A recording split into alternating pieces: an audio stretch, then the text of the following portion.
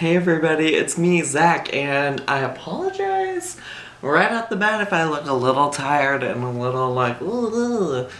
It was a long weekend. I went to Indianapolis this past weekend, and I got to see Lady Gaga on the Joanne tour live, and it was great. It was wonderful, and I really had thought about vlogging, but I've noticed a lot lately that I don't really enjoy vlogging because it really takes me away from like being in the moment and the experience with folks. Plus, like, I really am striving not to be like that person at the concert that's like videotaping everything outside of like videotaping the actual concert, which would also be like probably some kind of copyright infringement. I didn't want to I didn't know what else I would like include right in this vlog. I will include a couple very small clips that I took on Snapchat, on the Snapchat video at the very end. So if you want to see a little bit about some of the things I'm talking about, you'll get to see it. So, the Joanne tour has no opener. I had read prior to getting there, because my friend was like, I don't know, like, do you think it's gonna start right at 7:30? Or, like, do you think we'll have to wait? And I was like, listen, I know for one, without reading anything, that like, it is not gonna start at 7:30 because Gaga's a diva. Not gonna happen. But I did look online and like a lot of things were saying that at other like stops in the tour, it was, even though that things were supposed to start at 7:30, it started closer to 9. So my friend and I took bets. She thought it was gonna start at 8:30. I said, it'll probably start at 9, like if people are reporting that, it's probably true. And she actually got started around 8:40 and she got all the people hyped because she put this big old countdown at 9 minutes prior to starting. She also did like, there were like large chunks of time in between each of these things, but she also showed a trailer for the Lady Gaga 5'2" documentary on Netflix, and also a commercial for some of like the charity work that the Born This Way Foundation is doing. Outside of that, it was just us hanging out in the arena. My friend and I did decide to go purchase merch while we were waiting, i.e. this shirt. I was a little concerned about merch beforehand because she was selling it online too, and my original plan was to buy some before going to the concert so I would have something to wear. I ended up wearing an old Art Pop shirt that I had, but I didn't like the stuff that I saw online. And so I did decide on this. My only major complaint is that you can feel this print on the back, and I'm probably showing you my stomach for really no reason. But you can feel this on the back, and it's like a big image, right? Like it takes up this whole thing. I think it is stunning visually. It does feel a little bit weird on the other side of this t-shirt. I've gotten a shirt for every single tour that she's gone on that I've attended. I didn't actually attend the Art Pop tour, but an RA that I used to supervise got me one as a gift. But otherwise, when I went to the Monster Ball and the Born This Way Ball, I got one at both of those, and that was great, and it was wonderful. With all that being said, she did get started about 8:40, and I just want to say, like, at first I was like, this stage is not doing it for me, because, like, the main stage at the very front of the arena was just, like, a large black stage, and in the middle of, the general, like, assembly, that's not the word, but you know,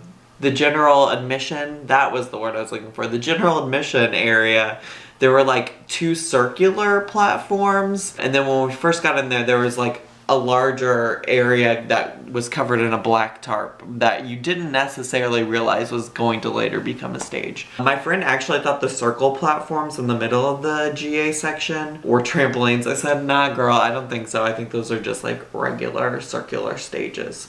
So what ends up happening is the main stage has all of these like shifting levels, and they do lots of cool like boop, boop, boop, like things like where the stage tilts and things like that. Ended up being really cool, and different parts of the stage had like lighting, and there was also pyrotechnics, and I was like, oh my god, this is so cool. This is very high production value. Sorry about that. Listen, don't know what happened there. That was not intended. The coolest thing about the stage was that above the arena there were these like 3 kind of like, blimp type figures that I was just assuming were less like lighting features, but au contraire, these bridges come down for them and connect all of the stages. So connect those circular stages to the main stage, and then also this one that was off on the far end this direction, and it connects them all. And it was just, it blew my mind, because then what they would also do is flatten those bridges out and project things on it. Like, what? So that's in some of the, at least one of the clips I think at the end is those bridges, because they really blew my mind. Like, I was so pleased. Like, what a great, maybe it's been done before, but I don't know. I had never seen anything like it, and I was living. So I do want to say, like, the song choices throughout the night were, like, I would say pretty good for the most part. I certainly, having been to prior concerts, like, figured she was going to play the classics like Poker Face, Just Dance, Bad Romance, etc. Like, that makes sense to me. She also threw in Joanne, obviously, because it was the Joanne tour. With that being said, one of my, like, kind of disappointments is that she didn't actually play every song from Joanne. My favorite song is Grigio Girls from that album. Well, I don't know if it's my favorite. It's definitely one of my favorites. And she didn't play it. And I was like super sad about that, because I love that song. It's like perfect for a girls' night, even though I've not ever had one of those. Well, I've had them, but not ones that involve Pinot Grigio. Actually, kind of.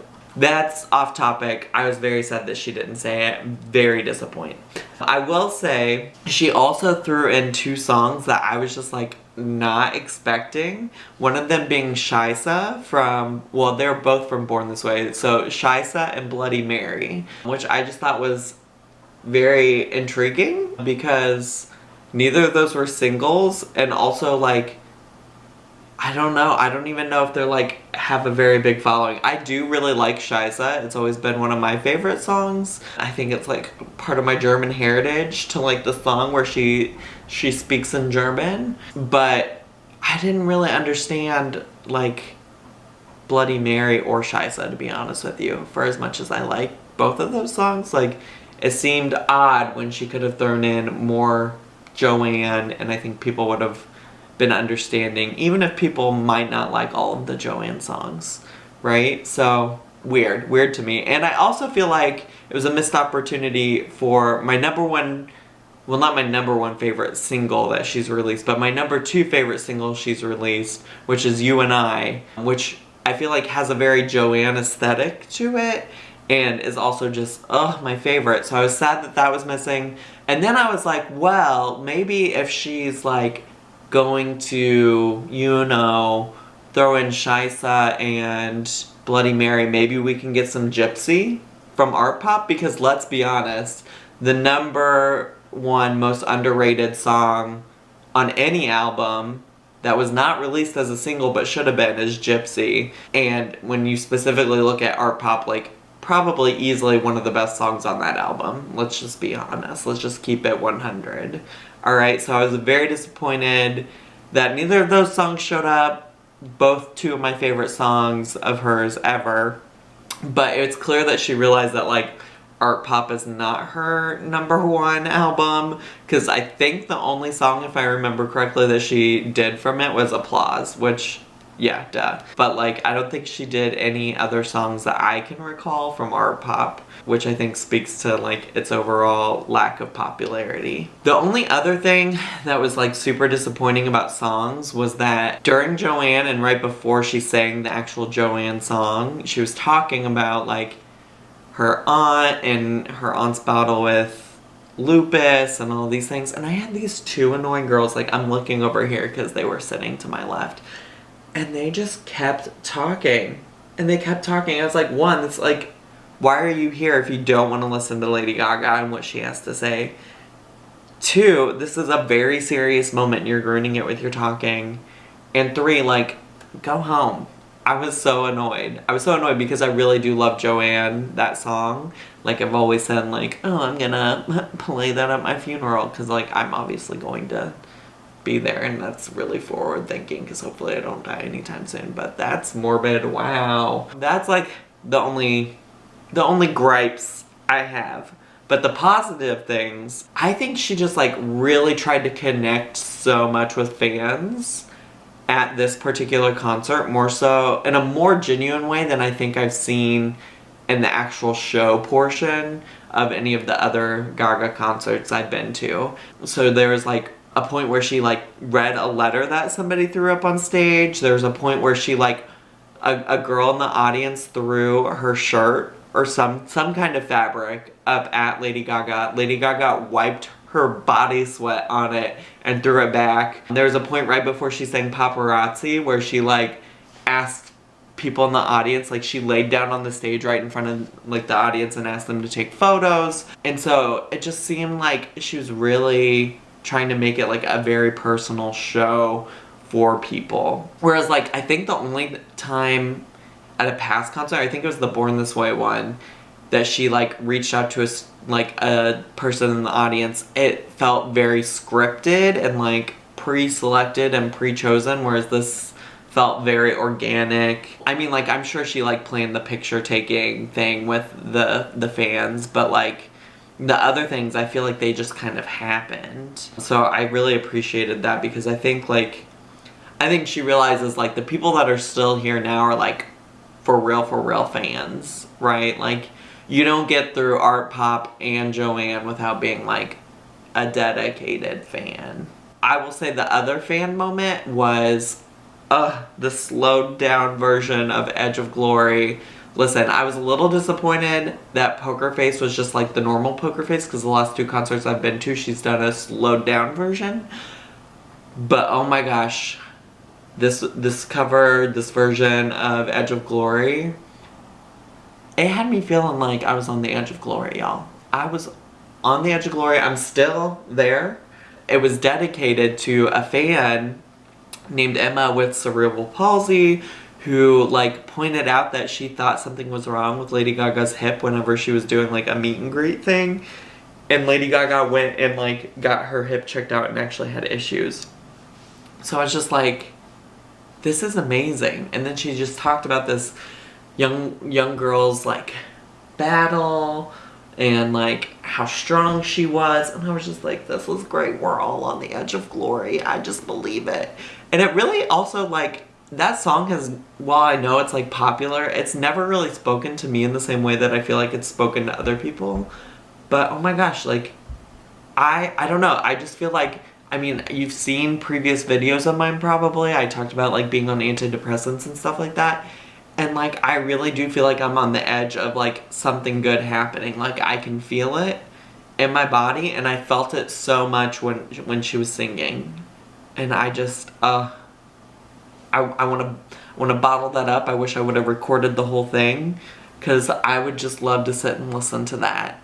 It was so good. It was actually probably my #1 highlight of the night. My #2 highlight was Born This Way, and it was really just like the lighting and the setup. She did both the Edge of Glory and Born This Way back to back, and it was all on this like the little island part that was under a tarp at the beginning, and like the stage was like an iridescent like unicorn skin multi-chrome combination. It was so good. And then when she was singing Born This Way, they had like these rainbow laser light show thing happening.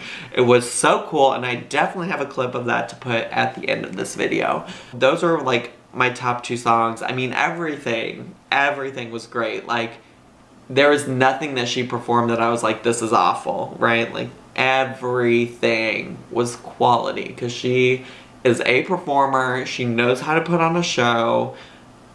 It was well worth it. I mean, I was sitting in like nosebleed seats because my friend and I like don't have that kind of money to just be like buying these up close and personal tickets. It was worth it. Like, I'm so glad that I spent every penny that I spent on it.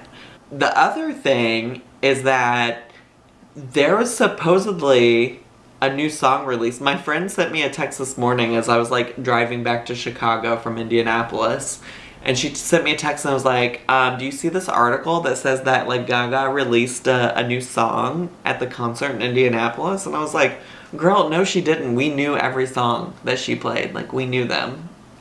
No, she didn't. Spoiler alert, it was during the meet and greet, which you know your boy doesn't have any money to be paying for, so listen, Frankenstein is supposedly the song that was released, or like a teaser was given during the meet and greet, and it's supposed to be about her battle with chronic pain via fibromyalgia.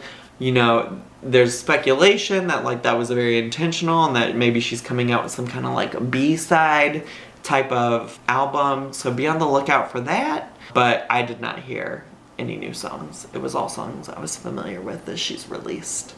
With that being said, I really loved my time, and here let me go ahead and insert some clips from my evening. They're real short and they will be right here.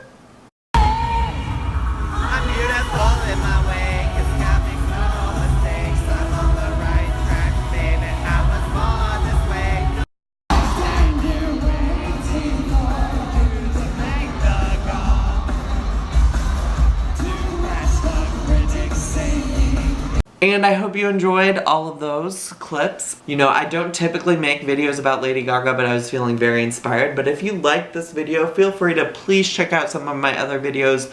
I'm going to try to start uploading new content at least once a week until maybe I can get on some kind of more of a regular pattern. So if you like this, please subscribe, hit that like button, hit the bell for notifications, leave me some comments, and I hope to see you all back here really soon. Bye!